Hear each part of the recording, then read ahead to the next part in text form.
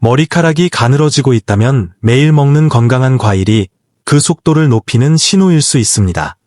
겉으로는 깨끗한 습관처럼 보이지만 내부에서는 미세한 대사 변화를 일으키기 때문입니다. 모발은 무작위로 가늘어지지 않습니다. 인슐린 안정성, 혈액순환, 그리고 호르몬 균형의 변화에 반응하며 이 시스템들은 나이가 들수록 민감해집니다. 특정 과일을 잘못된 방식으로 섭취하면 이러한 변화가 증폭됩니다. 이는 단순히 외모의 문제가 아닙니다. 모발의 연화는 내부 조절 기능이 어긋나고 있다는 초기 신호입니다. 체내에서는 인슐린 민감도가 떨어지고 호르몬 신호가 불안정해지며 두피와 같은 말초 조직으로의 혈류가 저하됩니다. 가장 대사 활동이 활발한 조직 중 하나인 모낭은 꾸준한 에너지, 산소, 미네랄, 그리고 균형 잡힌 신호에 의존합니다. 각 모낭을 고성능 생산 단위라고 생각하십시오. 혈당이 반복적으로 치솟고 인슐린이 높게 유지되면 신체는 성장이 아닌 생존 필수 시스템을 우선시하기 시작합니다. 이 위계 구조에서 모발 성장은 순위가 뒤처지게 됩니다. 여기서 과일의 역할이 중요해집니다. 수십 년 동안 과일은 항상 천연이고 안전하다고 교육받았습니다.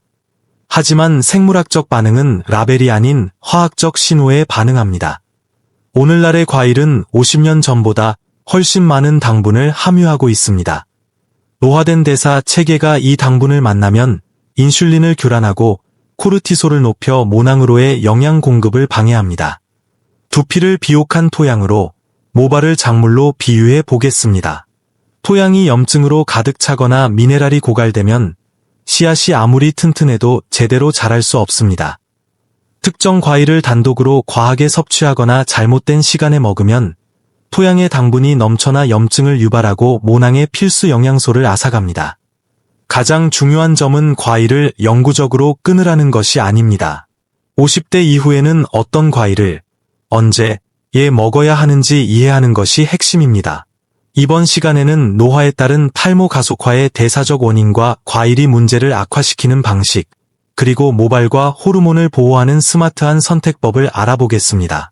50대 이후 탈모의 원인을 흔히 유전으로 돌리지만 유전은 방아쇠에 손을 올릴 뿐 실제 방아쇠를 당기는 것은 대사 상태입니다. 가장 강력한 대사적 트리거 중 하나는 과일 섭취로 인한 반복적인 혈당 스파이크입니다. 모낭이라는 공장이 가동되려면 안정적인 혈류와 호르몬 신호가 필요합니다. 적절한 인슐린은 영양소 운반을 돕지만 과도한 인슐린 스파이크는 공장을 비상 셧다운 상태로 만듭니다. 특히 근육의 인슐린 민감도가 떨어지는 50대 이후에는 고과당 과일 섭취 시 인슐린이 더 오래 높게 유지됩니다. 연구에 따르면 만성적으로 높은 인슐린은 모발의 성장기, 에너전 페이즈를 단축시켜 모발을 가늘게 만들고 휴지기를 앞당깁니다. 과당은 포도당과 다르게 대사됩니다. 포도당은 근육에서 사용될 수 있지만 과당은 곧장 간으로 향합니다. 50대 이후 간의 글리코겐 저장 능력이 저하되면 과당은 빠르게 중성지방과 염증성 부산물로 변합니다. 이는 두 가지 직접적인 문제를 일으킵니다. 첫째, 간의 스트레스는 에스트로겐, DHT, 코르티솔 같은 호르몬의 해독을 방해합니다. 높아진 DHT는 모낭을 소형화하고 코르티솔은 두피 혈관을 수축시킵니다. 둘째, 과당 대사는 유산 수치를 높여 산화질소를 억제합니다. 산화질소가 줄어들면 두피 순환이 저하되어 모낭은 영양 결핍 상태에 빠집니다.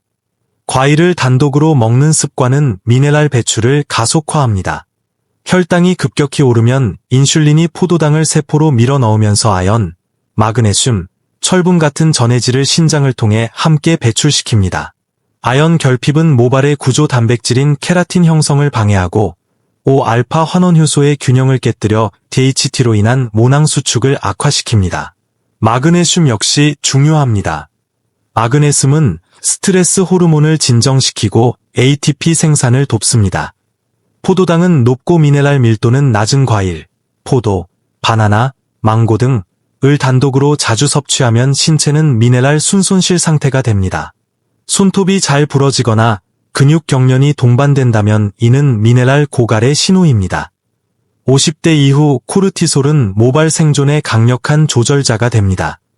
불안정한 혈당으로 인해 코르티솔이 반복적으로 치솟으면 두피혈관이 수축합니다.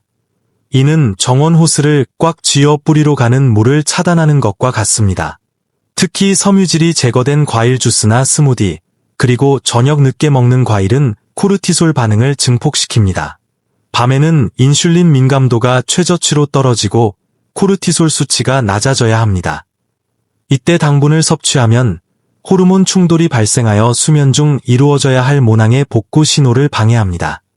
또한 멜라토닌 수치를 낮추어 모발 성장기를 단축시킵니다.